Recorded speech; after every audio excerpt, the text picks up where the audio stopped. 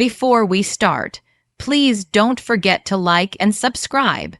The sheets were halfway off the bed, tangled and warm, the kind of warmth that spoke of intimacy, laughter, and the lazy comfort of a married night untouched by interruptions. The room smelled faintly of her shampoo and the lingering scent of my cologne from earlier in the evening. Megan had just kissed me, and it was deliberate, slow, certain, the kind of kiss that made the world outside our bedroom vanish. My hand slid around her waist naturally, expecting her to melt into me as she usually did, but she didn't. Instead, she tensed, pulled away like a switch had been flipped. Her eyes sharpened, her mouth parted, but not for another kiss. "Before this goes any further," she said, pushing herself up against the headboard. The voice that had moments ago been soft, warm, and teasing now carried a chill that sliced through the comfort we had built. I blinked yes. It's about money, us, boundaries. I sat back, a sudden tension knotting my chest. This was not how I expected the night to unfold. "Okay, go on," I said cautiously. She held up 7 fingers like commandments. 7 rules, exactly. 1. We merge accounts, full transparency. 2. You run all major expenses by me first. 3. Weekly spending limits. 4. Cancel the emergency card. 5. No secret purchases. 6. I get access to your credit report. 7. All investments decided together. I stared, disbelief blooming in my chest. "You're serious?" Her lips curled faintly. "Well, you're not exactly a financial genius, babe. I'm just protecting what's ours. Ours." I repeated the word, bitter on my tongue. I swung my legs off the bed and sat on the edge. "Megan, I cover rent, groceries, insurance, gas. You haven't contributed a cent this month because I'm reorganizing my career." "You said you supported that," she snapped. I do, but this is something else. This is control," I said, letting the words hang. She narrowed her eyes. "Maybe if you were better with money, I wouldn't have to step in." I let out a slow breath, chuckling softly, not from humor, but from the absurdity. "You know what? I'd rather spend my money on your sister. At least she was pleasant company yesterday." Her face paled, jaw tight. "You're disgusting." "Oh, come on," I said. "Ask her. She'll tell you how nice I was." Her eyes darted briefly, just a fraction of a second, but that flicker was enough. "You haven't talked to her, have you?" I asked quietly. Megan stayed silent, her jaw clenched tightly, the room suddenly suffocating. "You said you had a long call with her this morning. You even said she backed you on these money rules." "I did know," I said calmly. "You lied." The silence that followed was deafening. I could feel the weight of it, the invisible tension stretching across the mattress, the night suddenly cold. "Why are you doing this?" she asked, voice rising. "Why are you turning this into a war?" "I'm trying to protect us by lying," she said, throwing off the covers and storming across the room. "Fine, don't open a joint account. Don't trust me, but don't cry later when everything falls apart." "I'm not crying," I said. "I'm noticing, that's all." She slammed the bathroom door behind her. The dent in the pillows where she had been seemed like a small crater, a reminder of a line I hadn't realized we were crossing. The night wasn't over. It had simply shed its pretense. The morning after the next morning, our apartment felt unusually tense. Not soft quiet, but sharp, like the walls themselves were holding their breath. Megan was at the kitchen sink, arms crossed, staring at her phone. She wasn't cooking, wasn't sipping her coffee, just existing in a bubble of cold detachment. "Morning," I said, neutral. No glance, no acknowledgement. I tried again. "Any plans today?" "Nothing." She opened the fridge, poured almond milk straight into a mug. No breakfast, no crumbs, no clattering pans. Normally, even in silence, Megan would make herself some semblance of a meal. Today, she was a ghost in our kitchen. I leaned against the counter. "All right, so we're doing the Cold War thing. That's new." She looked up, expression blank. Neither anger nor hurt, just absence. Then she walked past me, mug in hand. The only sound was the hum of the refrigerator. Work dragged. Emails blurred together. Spreadsheets felt meaningless. My thoughts kept replaying the previous night. Her 7 rules, her lie about her sister, the flicker of guilt I had seen. Control, it wasn't about money, not truly.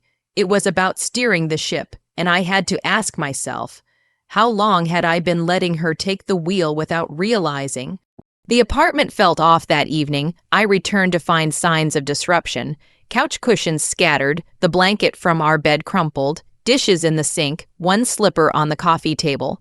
Megan was in the guest room, knees drawn up, scrolling her phone, wearing the oversized hoodie from that morning. "You okay?" I asked, doing what? Her thumb flicked up, not looking at me. "The place is a mess. Clean it," she said, flat, detached.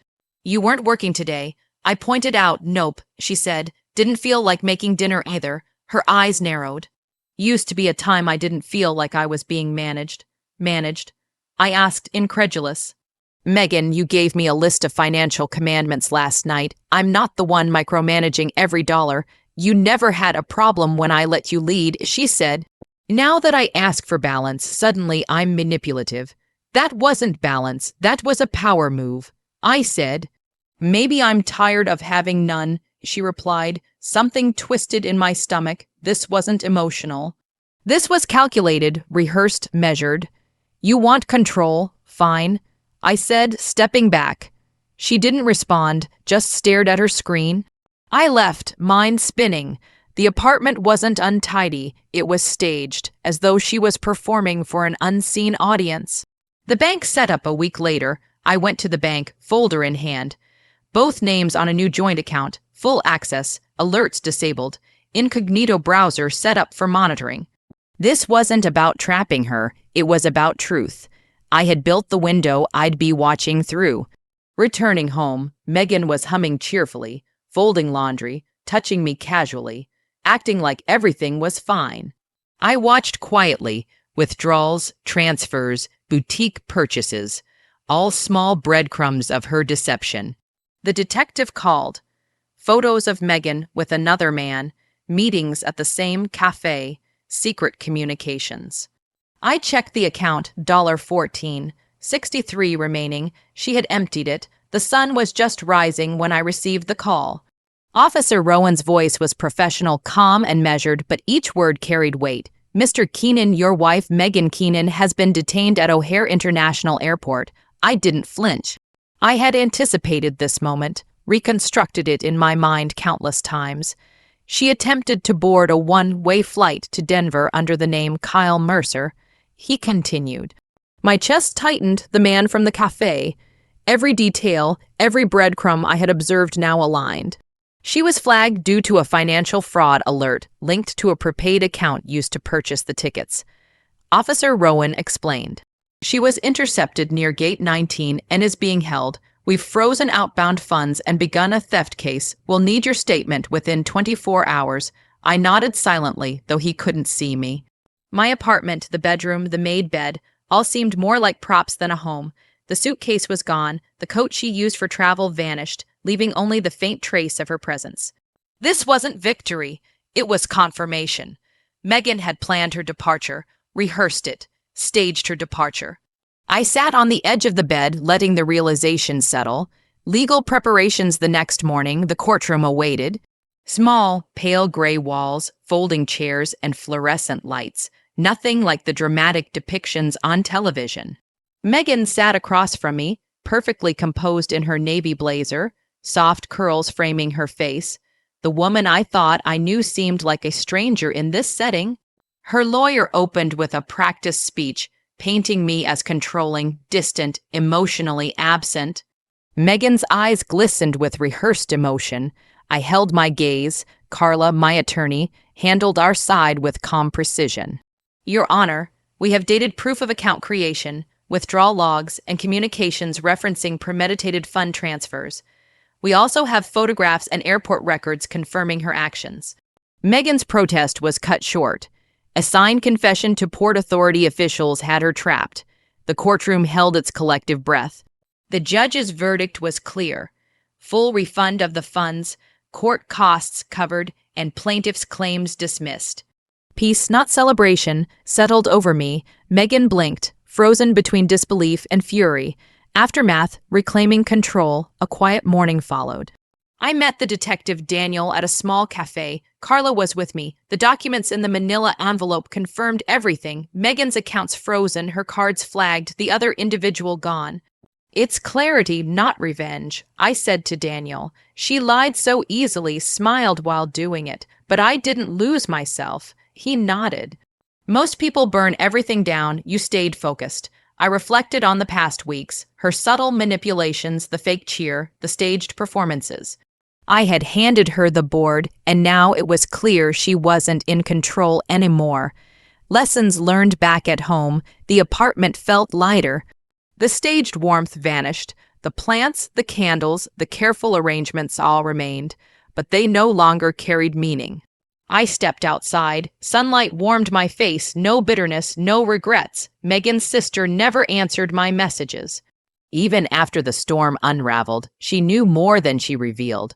Was staying silent the right choice or another betrayal? I left that question open, letting it hover in the air like the final line of a story. Some things remained unsaid. Some truths would never fully emerge, but one thing was certain. I had reclaimed my narrative. I had stepped out of someone else's shadow and back into my own skin. Reflections on the story control vs. transparency. The tension wasn't about money. It was about who held the narrative. Observation and patience, quietly gathering evidence and watching without reacting, preserved clarity. Legal strategy, proper documentation, professional guidance, and measured action ensured justice. Emotional resilience, detachment, reflection, and strategy prevented emotional manipulation from controlling outcomes. The story closes not with revenge, but with clarity, strategy, and self-reclamation. Life resumed, not as it was, but in a way that was mine again. Closing thoughts. Megan's staged happiness, her careful lies, her public performance, they all fell apart under observation and careful action. The narrative she wanted to control no longer belonged to her. The courtroom, the airport interception, the detective's surveillance, all were pieces of a puzzle that aligned perfectly once I stopped reacting emotionally and started observing strategically. Now the world outside my apartment felt open again. The air was clear, the light warm. I didn't feel trapped, manipulated, or uncertain. I simply stood in my own truth, aware, prepared, and free from someone else's carefully orchestrated story.